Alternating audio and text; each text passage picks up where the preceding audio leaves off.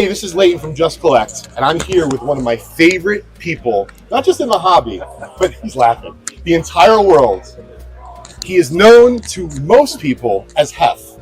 His name is Mike Heffner. He is the president and owner of Lelands.com, the auction house. And for those of you that don't know, believe it or not, my first job working in the baseball card world was for Mark Murphy, the baseball card kid. Well, the second job that I ever had in the entire world after college, graduating Rutgers in 2000, was working for this man, and then he rest in peace, Josh Evans, for 4 years. And it was a heck of a ride. So we're not going to necessarily take too much time to go down memory lane, but we have a lot of stories we could tell, I'm sure, on camera today. Yeah. So, Heff, why don't you tell folks a little bit about yourself, who you are, and actually what you like to collect these days? Because I know your tastes have changed over the years. I've had a passion for collecting my entire life. If I didn't have that passion, I would not be in this business, because collecting is what keeps me going in this business, because every day is treasure hunt, as you know. Absolutely. You know, and I'm sure, you know, you're a collector. I am. To an extent. Yes. And I'm a collector, and you know, I really started to focus my collecting habits on professional wrestling. Really? Yeah. When did that change? You didn't know that? I know, but when did it really change to like full-blown wrestling?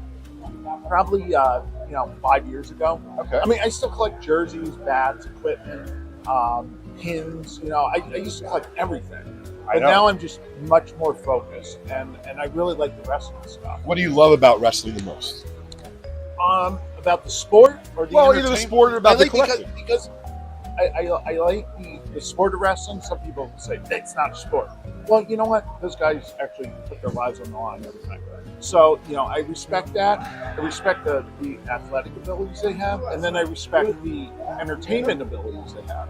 You know, and it's so, you know, there's so much glitz. There's so much pop to it. Whereas baseball, you know, still a big fan of baseball, love baseball. Follow the Phillies now with Rachel. She's my wife, who's a big Phillies fan. So I'm back into baseball again. But the wrestling, you know, she likes it too. So we watch it, and I collect it, and it's just fun. It's fun. It's not so serious, you know. Sure. People watch wrestling because they want to unwind. They want to see something that's, you know, like baseball. It's entertaining, but it's just something about it that, and it also brings me back to my childhood. As you know, childhoods, that's why people collect, because they relive their childhood, nostalgia, history, and it's something that I used to do wrestling matches with my dad when I was like 5 years old, and I remember them. You know, it's one of the only things I remember as a child. Is going to these, you know, one of my youngest memories is going to wrestling matches. It's really special that folks like Heff. You're holding it. Yes, well, I'm talking. You know, it's all good. This is not so formal, all right. But it's really special that you've been collecting for so long, and I think this is what's amazing about our hobby is that our tastes can change over time, but we still don't lose that love for collecting. No, it's the love for collecting that, you know, that's keeps why us these going. people are in this room, because Absolutely. they love collecting. So speaking of this room, where are we right now? We're in Strongsville, Ohio, at the Strongsville Sports Collectors Convention. And Leland's is now running this convention. Leland's, with the help of Steve Menzie, is running the collection. We took it over from my dear friend, very good friend, Paul Fusco. His family, Paul, died a few years ago. Very, very good man in the hobby. You know, he had his heart into it. And we're basically doing the show the same reason that he did the show. Shows aren't, you know, of this size, are not huge money makers for the show promoters. I'm shocked. But you are? Are you being? I'm being facetious. Yeah. Oh, you are. Okay. Yeah. Well, of this size, I mean, the national convention, where, you know, is making a lot of money. Okay, but shows of this size, they're not making a ton of money. But we do it because we love it. It's another venture for us. It's another adventure. It's another thing that we can learn about, and that's what this hobby's about too. It's about learning. I learned something. I've been in this hobby now for, oh my God, you know, too long. Close to half a century, but every day I learn something new. You have to be willing to learn something new, and you have to be open about learning something new. Tell the audience what's a good way for folks to learn in the hobby about a new discipline that they don't know much about, like wrestling. A good way to learn is to come to these shows and to you know, it's easier talk to guys like you. It's easier now. Talk to people. You know, don't be afraid. Come out here, talk to people, go around, and I'd be afraid of Heff. He can be intimidating. That's not true. I know. I'm having fun. That's not true at all. I'm not intimidating. Maybe sometimes I'm a little grumpy sometimes. I know. I worked with you for 4 years. Yes. So I would suggest coming out to these shows, reading up. There's still a lot of good periodicals, print stuff because I'm old. You guys used to have an amazing library at Leland. Do you still have that? Yeah, look through. Go. We still do have a good library. Good. Go. Most of these auction catalogs that are put out now, they're all online. So you go online, research the prices, research the items. Call the auction houses, ask for all catalogs. Most of them have them in stock.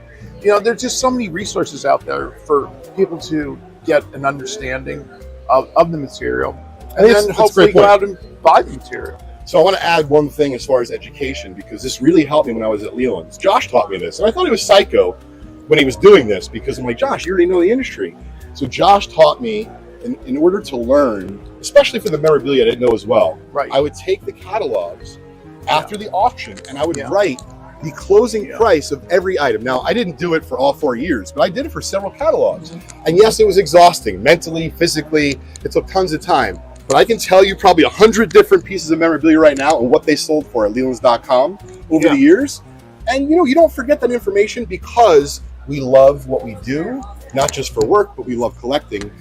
Before I forget, because we moved off of wrestling pretty fast, can you tell the folks out there, what's one of your favorite wrestling pieces? I have a Ric Flair robe. And, whoa, how'd you get that? I bought it. But where did you buy it from? I actually bought it from slightly confidential, but I won't name names. Maybe not, on YouTube. No, I know. But it's a good story. Okay. I can't tell the full story. Tell what you can. But Ric Flair gave it to a famous musician in exchange for a block of concert tickets. So instead of paying for the concert tickets, he got a good chunk, 20 tickets to a concert. He saved himself some money. But Ric Flair used to, Ric Flair, the stuff wasn't worth what it is today. A ton, back 20, 30 years ago. Sure. So that's one of my favorite pieces, because Ric Flair is, synonymous with robes, and Ric Flair, one of the greatest of all time. He's right up there, one of the top 5 of all time. Maybe top 2. So that's one of my favorite pieces. I have a Macho Man robe, Macho Man Randy Savage. I'm coming down to your before place. He wore the shirts, before he wore the shirts with the fringes and the jackets. He actually had robes, so I have one of his robes. It's had a lot of stuff. It's become, with my collecting, unfortunately, I'm a bit of a hoarder too. So it's just, I know. Like with the wrestling, everything I see wrestling now I have to buy. So, ring worn stuff, not necessarily cards or things like that. But. So why don't you tell the folks out there why the ring worn stuff is really special to you, and why you think that's like a good investment or something to hang on to? Well, it's like the game use stuff. Here we have a Rocky Colavito game worn jersey. It's his jersey that he wore in his photo match, 1958 Grand Slam. He had the Grand Slam wearing that jersey. So I want to take a minute here, because I want to ask so you can explain to everyone. I know what photo matching is. This is longer than 5 minutes. I know, but we're going to be done in a minute. So you're going to have to double the pay. The royalties are going to be coming in. They're going to be coming in. So tell folks how important and exactly what is photo matching when it comes to game use equipment, like jerseys, like photo matching, again, I'll relate this to the wrestling. We do it with wrestling, with a Ric Flair robe or something. It's a little bit easier because, every robe was different. Here, the whole season, everything was the same. Sometimes they wore the same style for several seasons. But it's very simple to photo matching can be done, and it adds an extra layer of authenticity to the jersey. I mean, it's something that's indisputable if it's done right. But the jersey, something like this with a pinstripe, every jersey's different. The pinstripes line up differently with the way that the logos, with the way the numbers or the letters are sewn on. You can even pick up, there's so many photographs available now online. The library is much larger and much more accessible. Much more accessible than it was in 1979. So, you can even pick up things like this loose thread here and match it. So it's just, and most of the good photo matchers out there, like Resolution, which is a company that specializes in photo matching, they'll want at least 3 points of reference on a jersey that match. You can't just take one because. And you think that this thing lined up, you need actually two or at least distinct. These are. This is like a fingerprint here. There's no identical jersey where the pinstripe comes, because this is cut here. This is one section of material, and then this is another section of material, and where it lines up is very distinct and it's very unique. So, and then you take that one lining up there with this one that lines up here, and there's going to be no two that are sewn together exactly the same way. Share with us, where do you think the hobby is going to be heading in the next 5 to 10 years? Because there's been a lot of changes. Oh, I look back 5 or 10 years ago, and people ask me the same question. So I don't know if there are going to be a lot of changes because things are still pretty much the same as they were 40 years ago. This show is the same. A lot of the dealers are the same. It is. So it hasn't really, it's changed, but it hasn't changed. We have SGC here, graded cards, but I think there's going to be more layers of authenticity are going to be required by collectors, because as the prices go up, people want more guarantees, more, So I think that might change a little bit. We'll see more things like photo matching. Who knows what the next phase is going to be as far as authenticity is concerned. Sure. We could see some of the AI stuff, helping grading, being involved, helping grading. But it's still going to be, it's still going to be, these shows are still going to be here. The auctions are still going to be there. The slabs are still going to be there. It's just, what's going to happen? Prices are going to go up because constant. All my years, my decades in the business, certain areas have remained a little stagnant, but most areas of the hobby, they go up. And we were just talking about that, being a friend, how, there's this major jersey coming up for auction, not a Leland's auction, I won't mention because it's a competitor I get along with, but I still don't like, I understand. Still friendly competitiveness. Sure. But there's a jersey, it was one of the clients that was interested in it says, I'm not going to pay that for it now. I should have bought it when it was $300,000 10 years ago, and now it's $3 million. But that's how. But you know what he's going to say in 5 years? He's going to say, I should have bought it when it's $3 million. Now it's $6 million or 10 million. Whatever. Yeah. So, not everything goes like that. It's not as easy. But the best of the best usually does that. The best of the best. You buy beachfront property, and you're going to get beachfront prices when you go to sell it. So that's very simple. That's great advice when it comes to buying vintage memorabilia. Speaking of which, you have some upcoming pieces in your auction. What are you most excited about that's in this case? Well, I'm really excited about the ticket because that's mine. Ah, okay. Well, that's amazing. I know exactly what that is. Is that the highest graded? I think that's the highest graded. It's 1919 World Series ticket. But that's insane. It's a 6. Where'd you get that? I had it in my collection. I decided to sell some of my stuff, some of the baseball stuff, to buy wrestling stuff. Just something in my collection. Only the highest graded ticket stub from the infamous 1919 World Series. But, what's interesting about that is it's Chicago, and Chicago for some reason is rarer than Cincinnati. You see a lot of tickets out of Cincinnati, but you don't see as many. Same thing with programs. The program for Chicago is much rarer than the Cincinnati version. But these guys are all going to be in our June auction. You have a photo here. Some of the stuff, I don't spend that much time at the office anymore, so I don't see all the material that comes in. Luckily, we have very competent and great workers there at Leland's. So, I don't see everything, but we have a Babe Ruth check, which is pretty common. But again, like, you could have bought one 10 years ago for a fraction of what it is. 10 years ago, it was $3,000 or $4,000. Now they're approaching, I think they're $10,000. And if it's autographs graded high, could he be even more? And you know what we're going to say? 5 years from now, could have bought that for $10,000, back in 2024, and now it's $20,000. But Babe Ruth, never go wrong with Babe Ruth. An Al Capone photo, Type 1 photo. That's at really the ballpark, Chicago. That was like he was at the park with his son, actually.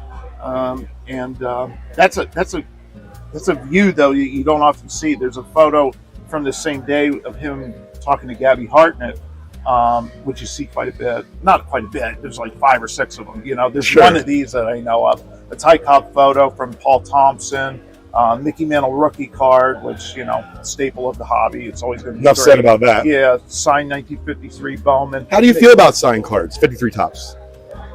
I think that it's a scarcity. I mean, I think there's a lot of 53 tops Mantles out there, but no one was getting Mantle to sign those cards, or very few people, because it devalued the card when Mantle was living. Considering what they go for today. It devalued it, or that was the philosophy, that it devalued the card. Now people are realizing that, hey, there aren't many out there. And there's a new segment of collectors who are collecting signed cards. Oh, they're rabid for it. Yeah, and some of the issues just don't exist with signatures. I mean, they're very, very, very rare. We have Mickey Mouse driver's license. You know, Get out of here. You know, Mickey Mouse estate was sold years ago, but Sure. you know, and then we have a ticket from the 1970 NBA Finals. I think one of these sold for somewhere in the range of $20,000, believe it or not. You know, that Really? used to be like a $500 ticket. Oh my That's God. a special. I should go through my basketball tickets because I have some. Yep, that's the. What game is that, Jordan? I can't read. I don't have my glasses. What game's the Game 7. Game 7? Yes, Makes sense why it's Yeah. expensive. Yeah. All right, well, I've certainly kept you more than 5 minutes. We hope the royalties come I in. think the royalties need to be probably triple. Yeah, what they were I'm going to take a risk here. We're going to see what happens. I want you to share with the audience if you have any funny memories that is appropriate to share on camera about me when I worked at Leland's. Well, can I just generalize? Sure. Leighton was a very quiet, timid person when he worked at Leland's. And now look at this guy. He's like an explosion. Well, I certainly owe part of it to my time at Leland's Oh, well, and thank being you. That's under very the flattering. guidance of you and Josh. And listen, this is what I learned, not just back in the day, but over the last 20 years since my adventure started with you guys. You only get out of life what you put into it. And I know what you put into the hobby, your family. It's the same thing. And so, I was just beginning my journey, a little bit younger. But you don't have to, it's not, this isn't work to me. Thank God. Feel the you same. Know, like I'm Listen, blessed. Saturday, I'm blessed in the. we're both smiling at a card show. Right. Heff, thank you so much. Love you, man. Thank you, Leighton. Love you too, man.